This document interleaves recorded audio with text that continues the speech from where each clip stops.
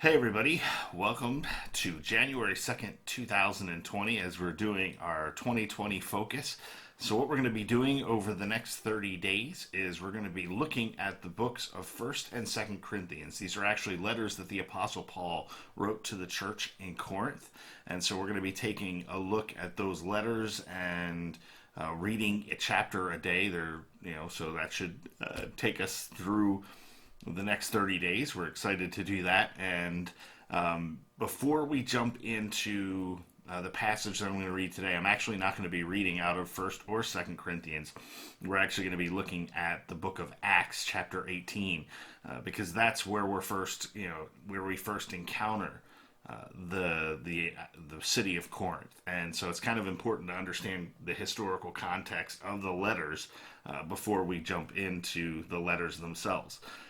And so you're going to have to forgive me because we're going to do just a brief little kind of historical thing because I'm a geek, and also because it's really important to tie the letters that we're reading into the actual context in which they were written so that we better understand what we're talking about. So here on the screen is a picture of ancient Corinth.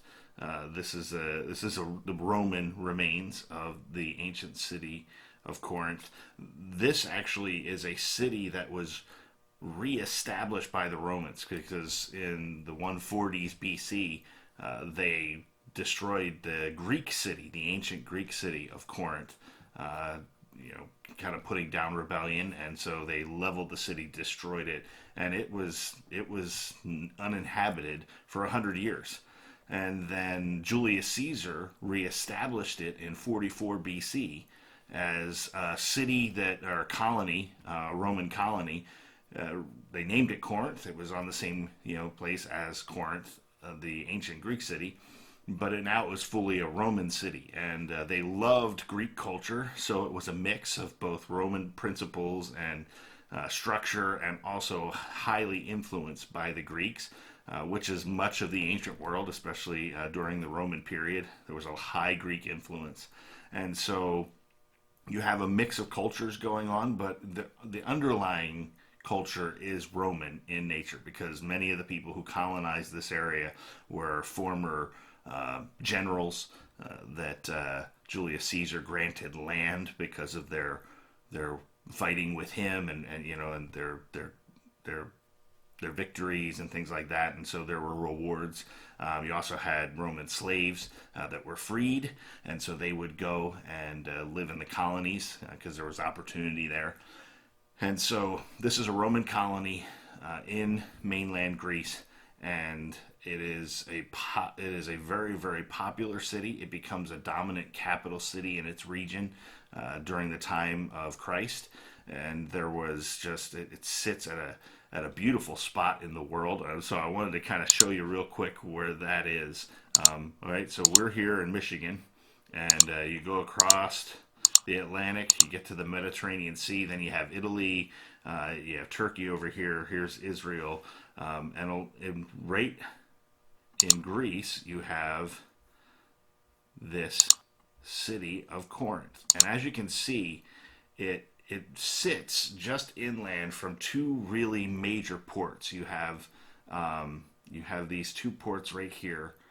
In the ancient world, these were incredibly important ports. There's now a channel that runs through here, a canal that you can pass through. But in the ancient times, it was a road, and they would actually move ships over the road so that they could cut through the land, and so they didn't have to go around this area because this area was very dangerous.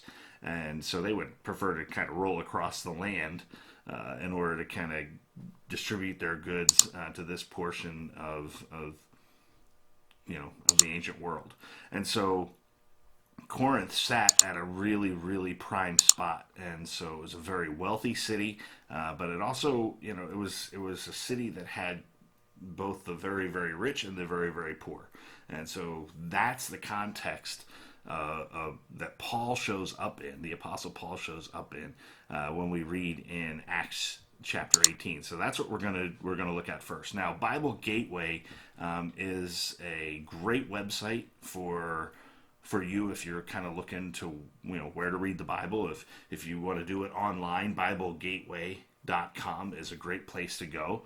So that's where I've opened up to, BibleGateway.com, and you just simply type in, Acts 18, and it will open up that passage. And so this is Acts chapter 18. This is what we're going to read. And so feel free to follow along with me. But this at least gives us an idea of why Paul would be writing to the church in Corinth anyway. And so here we have what it says, Acts chapter 18, starting with verse 1. It says, "After this, Paul left Athens and went to Corinth." All right, so pause for just a second. The reason Paul is leaving Athens is because they've rejected him.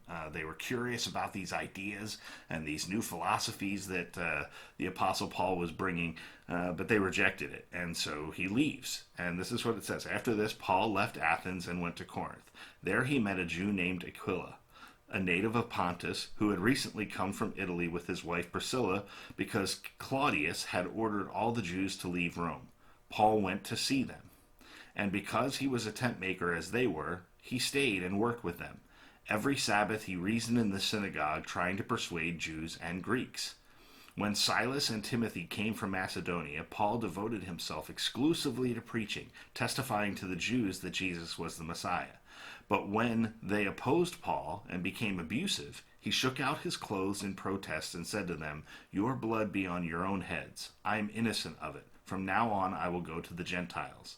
Then Paul left the synagogue and went next door to the house of Titius Justus, a worshiper of God.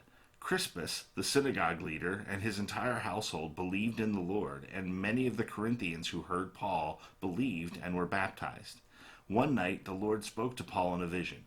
'Do not be afraid. Keep on speaking. Do not be silent. For I am with you, and no one is going to attack and harm you, because I have many people in this city.' So Paul stayed in Corinth for a year and a half, teaching them the word of God. While Gallio was proconsul of Achaia, the Jews of Corinth made a united attack on Paul and brought him to the place of judgment. 'This man,' they charged, 'is persuading the people to worship God in ways contrary to the law.' Just as Paul was about to speak, Gallio said to them, 'If you Jews were making a complaint about some misdemeanor or serious crime, it would be reasonable for me to listen to you. But since it involves questions about words and names and your own law, settle the matters yourselves. I will not be a judge of such things.' So he drove them off. Then the crowd there turned on Sosthenes, the synagogue leader, and beat him in front of the proconsul. And Gallio showed no concern whatsoever." Paul stayed on in Corinth for some time. Then he left the brothers and sisters and sailed for Syria, accompanied by Priscilla and Aquila.